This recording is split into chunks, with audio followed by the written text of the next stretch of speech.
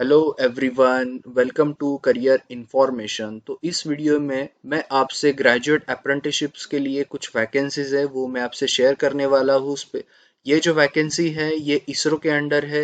Vikram Sarabhai space centre जो VSSC के नाम से हम जानते हैं, वहाँ पे 2021 और 22 बैच के लिए ग्रेजुएट अप्रेंटिसशिप ट्रेनिंग के लिए एक साल के लिए यहाँ पे वैकेंसीज निकली है।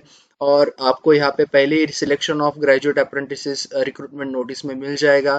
बाद में आपका डैशबोर्ड ओपन होगा, उसमें आपको शॉर्टली यहाँ पे एक एडवर्टाइजमेंट का उन्होंने डेटा दिया है, कैसे अप्लाई करना है क्या नहीं करना है। तो ये सारी चीज़ें मैं आपको इस वीडियो में बताऊंगा, मेन नोटिफिकेशन के साथ। अप्लाई ऑनलाइन लिंक भी यहाँ पे है, एडवर्टाइजमेंट भी लिंक यहाँ पे दिया हुआ है।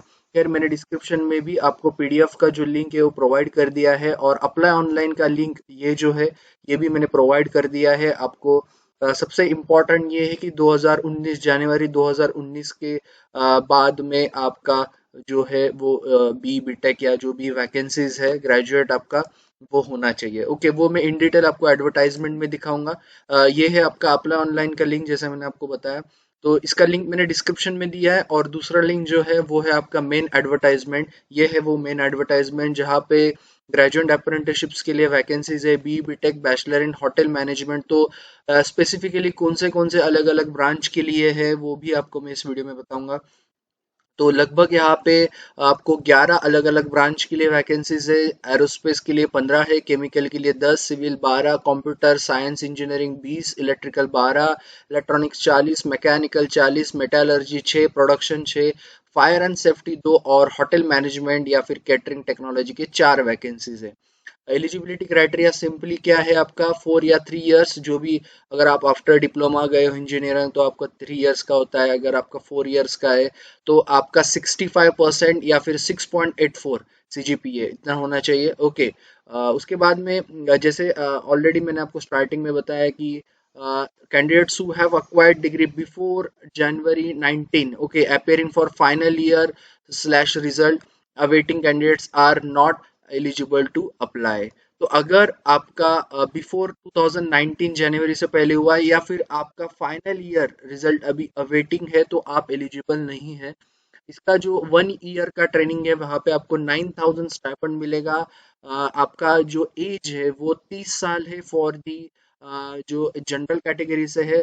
बाकी 33 ओबीसी और 35 SC ST, 10 साल आपका पीडब्ल्यूडी। ओके, उसके बाद में यस, आपको क्या करना है, जैसे आपको अप्लाई करने से पहले आप एक चीज कर लेना याद से, वो है आपका नैट्स पोर्टल। जो MHRD का नैट्स पोर्टल है, वो सबको पता ही है, MHRD nats.gov.in। या फिर जिनको पता नहीं होगा, साइट पे जाओ, ये है उनका साइट। यहाँ पे जाके खुद को एनरोल करो पहले, और आप एनरोल करोगे तो ही आपको आगे वो लोग कंसिडर करेंगे। यहाँ पे स्पेसिफिकली दिया गया है, क्योंकि जो आपका एनरोलमेंट आईडी आएगा नैट से, at the time of joining for registration under the apprenticeship act 1961 के हिसाब से, उस टाइम पे आपको वो एनरोलमेंट आईडी की जरूरत पड़ेगी। ओके, तो ये चीज याद रखना। MHRD नैट्स पे जिन जिन लोगों का नहीं होगा वो चीज बना लो। उसके बाद में candidates pursuing the sandwich course, private degree, short term degree in the discipline other than the listed, वो लोग एलिजिबल नहीं है।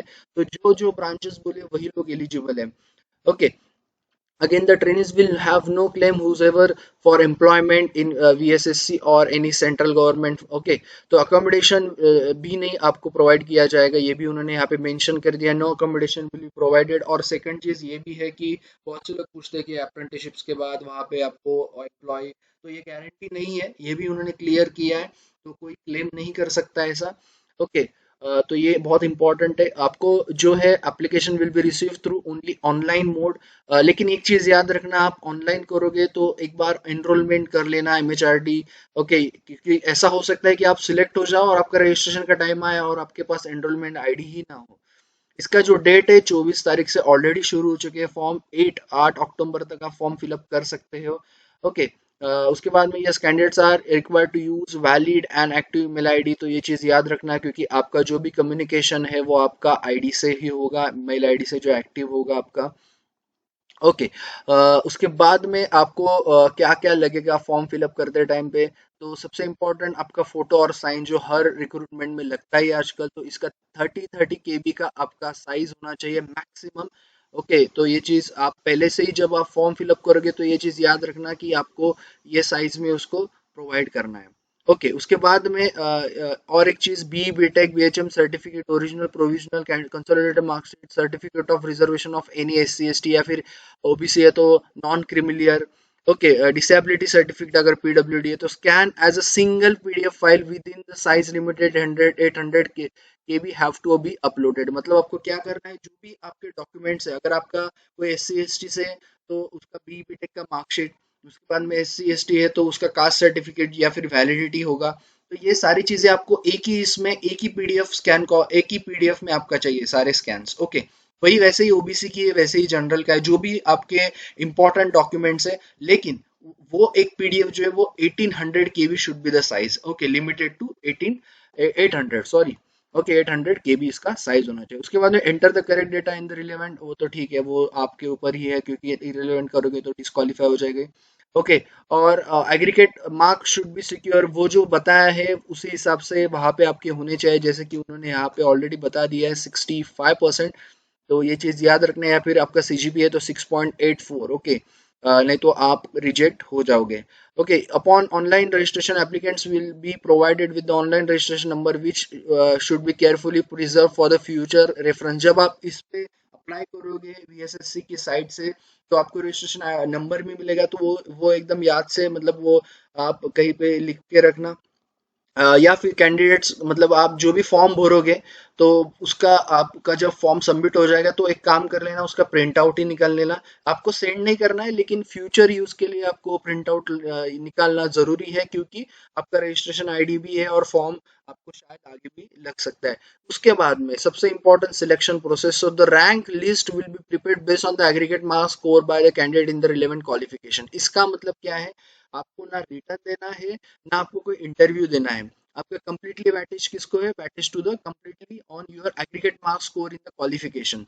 The offers of engagement will be issued based on the panel position subject to ability of the vacant position. तो ये चीज याद रखना कि आपका एग्रीगेट मार्क्स जो है वो अच्छे से फिल करना, क्योंकि उस पे ही आपका सिलेक्शन होना है, और सही फिल करना। The selected candidates will be required to produce all the relevant documents, जो भी आपने अपलोड किए ओरिजिनल में चाहिए। ओके, तो ये तो खैर आपको पता ही है। At the timing of joining कोई मिसमैच परसेंटेज में भी होता है या फिर कुछ डॉक्यूमेंट्स में होता है तो आपका रिजेक्ट हो जाएगा। ओके, तो ये फॉर्मेट से कुछ तो खैर ये है आपका ऑनलाइन एप्लीकेशन का कंप्लीट प्रोसीजर, सिलेक्शन प्रोसीजर और कितने वैकेंसीज है, वो सारी चीज़ें मैंने आपको क्लियर बता दिया है। दो चीज़ याद रखना, सबसे पहली बात तो रजिस्ट्रेशन आईडी इसका भी याद से लिख के रखना, या फिर प्रिंट आउट ही निकाल के रखना, और जो भी डॉक्यूमेंट्स है वो वन पीडीएफ में करके रखना, जो मैंने आपको बताया।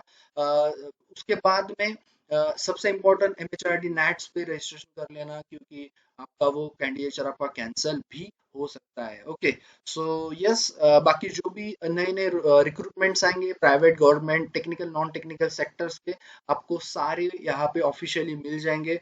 दो लिंक मैंने आपसे शेयर की है, एक लिंक है आपकी पीडीएफ की जो अभी आपको डिस्प्ले पे दिख रही है, और दूसरी लिंक है ऑनलाइन एप्लीकेशन की, और तीसरी लिंक जो है वो एमएचआरडी नैट्स की भी मैं शेयर कर देता हूँ, ताकि अगर जिन लोगों ने रजिस्ट्रेशन नहीं किया होगा तो जाके पहले रजिस्ट्रेशन करो।